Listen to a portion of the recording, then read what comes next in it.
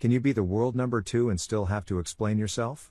Carlos Alcaraz has proven to be one of the most talented and charismatic tennis players of his generation, but he has also faced criticism following the release of his Netflix documentary. The reason? His desire to live like a 22-year-old without giving up the elite level of tennis.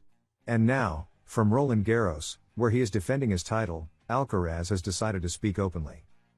What does Carlitos really think about pressure, his career, and the criticism?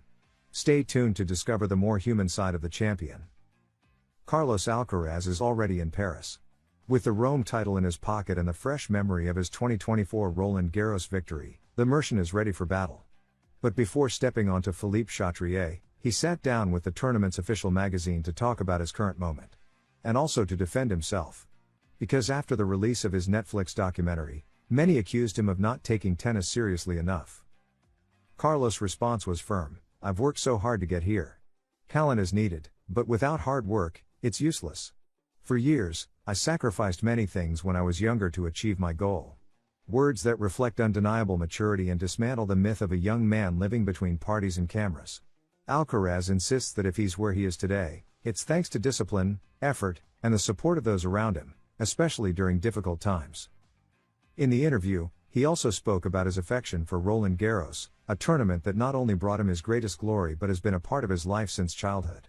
"When I was a kid, I'd run home to watch the matches on TV. I dreamed of playing there. I remember telling myself, one day I'll be on that court. That dream is now a reality." And although he admits that clay is not his favorite surface, he recognizes that he grew up on it and has a special connection to clay tournaments. Naturally, the name Rafael Nadal came up. For Carlos, the Mallorcan is not just an idol but a constant source of learning. Rafa is an exceptional person, very humble. "I learned a lot from how he approaches matches, the passion he puts into every point, and how he manages emotions in key moments." Words of admiration that show the new generation doesn't seek to break with the legacy but to proudly continue it. Carlos also spoke about his coach, Juan Carlos Ferrero, Roland Garros champion in 2003. "He was really strong. He moved very well. Sometimes I dream of having his same game. I think he was more complete than I am today." Another sign of the respect Carlitos has for the history of Spanish tennis. And that, even at the top, he hasn't lost his humility. Carlos Alcaraz arrives at Roland Garros with a backpack full of pressure, expectations, and criticism, but also with titles, confidence, and a past that justifies his present. Behind the champion is a young man who has sacrificed a lot, who continues to grow, and who understands that greatness is measured not just in trophies, but in the ability to inspire and remain true to oneself. Far from what some believe, Carlos is not improvising his career, he is building it with every shot, every lesson, and every word. What happens when your idol becomes your doubles partner? Carlos Alcaraz, current world number 2 and Roland Garros title defender, has shared a very special memory, his experience alongside Rafael Nadal at the Paris Olympics. Beyond the victories, finals, and trophies, what he experienced with Rafa has become one of the greatest lessons of his young but impressive career. What exactly did he learn from Nadal? And why might that experience shape his future as a tennis player? Stay with us, because this goes far beyond a simple anecdote. Carlos Alcaraz comes to Roland Garros with momentum. With titles in Monte Carlo and Rome, a final in Barcelona, and the motivation to defend his Paris crown, the Mercian is at the center of all attention. But in the midst of this whirlwind of victories, he's taken a pause to talk about something more valuable than any trophy: learning. In an interview with the Paris tournament, Alcaraz recalled an experience that defines much of his growth as a player: his participation in doubles with Rafael Nadal during the Olympics. For him, that moment was more than just sharing the court. "It was an exceptional experience to be close to my idol," he said. What he learned with Nadal goes beyond technique.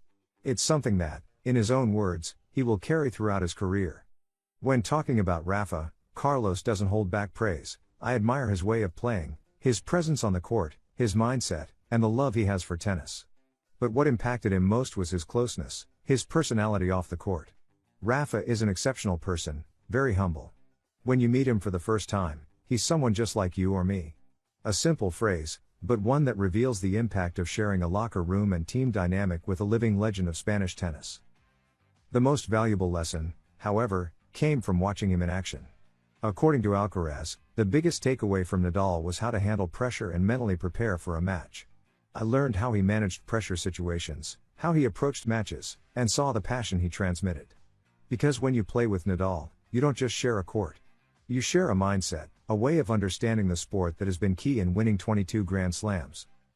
In that sense, Carlitos believes that what he experienced with Rafa at the Olympics will be hugely useful throughout his career. And rightly so. Learning from the best on clay, and doing so in an environment like the Olympics, isn't something easily forgotten. It leaves a mark.